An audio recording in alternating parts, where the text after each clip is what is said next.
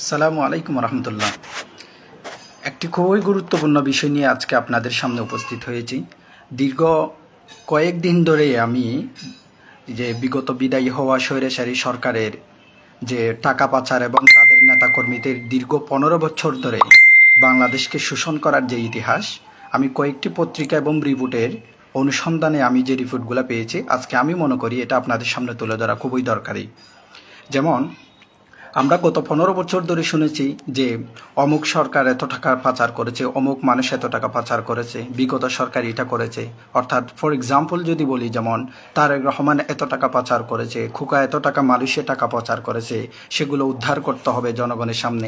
কিন্তু গত 15 বছর ধরে আপনি বাংলাদেশকে শোষণ করা এই আওয়ামী সরকার কত টাকা বাংলাদেশের জন্য ঋণ করে গেছে জানেন?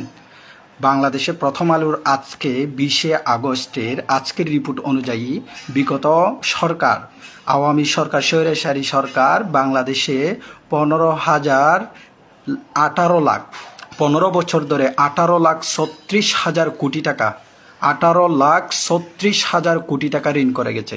এই জিনিসটা একটু খেয়াল করেন, কত টাকা বলতেছি, 18,36,000 কোটি টাকা। আজকের প্রথম আলু রিপোর্ট অনুযায়ী এই টাকাটা তারা কি করেছে, ঋণ করেছে বাংলাদেশে।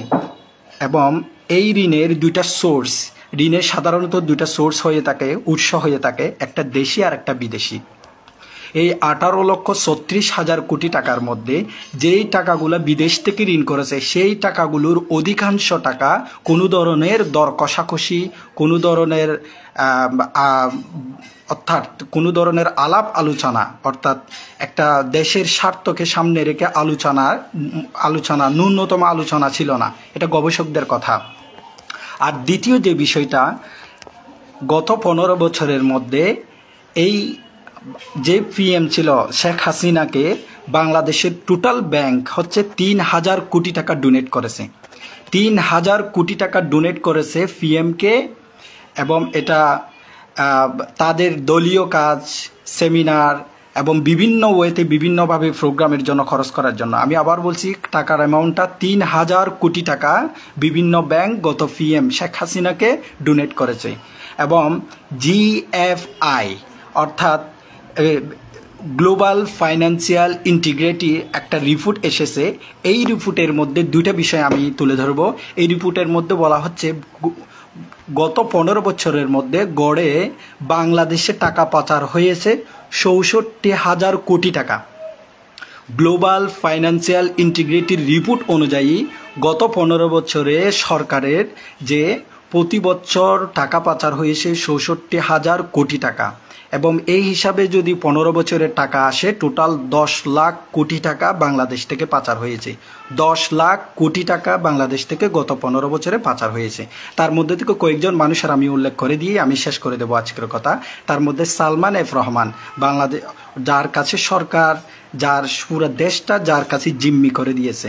এবং এই সরকার, যেমন দেখেন সালমান এফ রহমানের কী ছিল, বাংলাদেশের মোটা দাগে 8টা ব্যাংক থেকে 25 মিলিয়ন ডলার, এটা টাকা নয়, 25 million dollar Salman F Rahman bank থেকে ঋণ নিয়েছে এবং সে টাকাগুলো সে পাচার করেছে। তার মধ্যে ব্যাংকগুলোর নাম আমি কয়েকটা ব্যাংকের নাম বলতে চাচ্ছি, যেমন Janata Bank, Sonali Bank, National Bank, AB Bank, Rupali Bank এবং অগ্রণী ব্যাংক। তার মধ্যে থেকে জনতা ব্যাংকে 23,070 কোটি টাকা, 23,070 কোটি টাকা সে ঋণ নিয়েছে জনতা ব্যাংক থেকে সালমান এফ রহমান। এবং এই টাকা ঋণ দেওয়ার কারণে জনতা ব্যাংক ওই বছরে আর কোনো গ্রাহককে ঋণ দিতে পারে নাই। আমি আরেকজন মানুষের নাম উল্লেখ করতে চাই, যেমন ঢাকা ওয়াসার এমডি, যে গত 15 বছর ধরে ঢাকা ওয়াসার যে এক শত বিতর্ক, শত সমালোচনা সত্ত্বেও তাকে আপন পদে সরকার শেখ হাসিনা রেখে দিয়েছিলেন। তার টাকা পাচারের টাকা হচ্ছে 8,000 কোটি টাকা, বেশি না, 8,000 কোটি টাকা সে বাংলাদেশ থেকে টাকা পাচার করেছেন। অর্থাৎ তাকসিম যে আর কি ঢাকা ওয়াসার এমডি। আরেকজন মানুষের আমরা রিপোর্ট দেখেছি বেনজির আহমদ, সে হাজার হাজার কোটি টাকা ঢাকা এবং বেগমপাড়া কানাডাতে বিলাসবহুল ঘরবাড়ি এবং ধন সম্পদ কি করেছে, প্রতিষ্ঠা করেছে, সেটার রিপোর্ট আপনারা স্পষ্ট দেখেছেন। আরেকজন মানুষের কথা আমরা বলতে চাই যে ইদানিং একটা রিপোর্ট এসেছে স্বরাষ্ট্রমন্ত্রী, সাবেক স্বরাষ্ট্রমন্ত্রী আসাদুজ্জামান খান কামাল, এই মানুষটা বা ঢাকা ভিত্তিক যে চকবাজার, কারওয়ান বাজার, এই যে বড় বড় বাজার ব্যবসায়ী মণ্ডল থেকে বস্তা বস্তা ঘুষের টাকা তার বাসায় ঢুকতো। এই রিপোর্টটা পত্রিকায় এসেছে সময়ের আলোতে। তাহলে আমি আরেকটা বিষয় বলে এখানে শেষ করতেছি, সেটা চমৎকার বিষয় হচ্ছে গত 15 বছর ধরে স্বৈরাচারী আওয়ামী সরকারের নেতাকর্মীরা এবং সরকার যত টাকা পাচার করেছে এবং যত টাকা ঋণ করেছে, বিশেষ করে যেই টাকাগুলো পাচার করেছে সেই টাকাগুলো দিয়ে গবেষকরা বলতেছে বাংলাদেশে 35টি পদ্মা সেতু বানানো যাবে। 35টি পদ্মা সেতু বানানো যাবে আওয়ামী লীগ নেতাকর্মীরা যত পরিমাণ টাকা দেশ থেকে পাচার করেছে। আমি এই তথ্যটা তুলে ধরার জন্য আজকে এখানে এসেছি।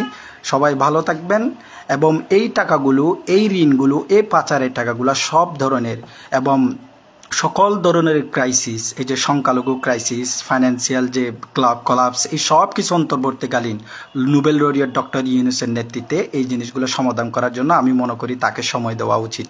এবং বৈষম্য বিরোধী ছাত্র আন্দোলন বাংলাদেশের ছাত্র জনতার মূল আকাঙ্ক্ষার বিষয় যে মেরুদণ্ড ভেঙে দেওয়া উন্নয়ন বলে যে শেখ হাসিনা ভারতের দালাল যে বাংলাদেশকে একেবারে কলাপস করে চলে গেছে, তাকে মনে করি ফিরে আনার জন্য একটা গণতান্ত্রিক রাষ্ট্রে পুনরুদ্ধার জন্য, জনমত তৈরি করার জন্য, একটা ইনস্টিটিউশনগুলো যে ধ্বংস করে দিয়েছে সেগুলো পুনরুদ্ধারের জন্য আমি মনে করি এই অন্তর্বর্তী সরকারের জন্য সরকারকে সময় দেওয়া উচিত বলে মনে করি। ধন্যবাদ, সবাই ভালো থাকবেন। আসসালামু আলাইকুম।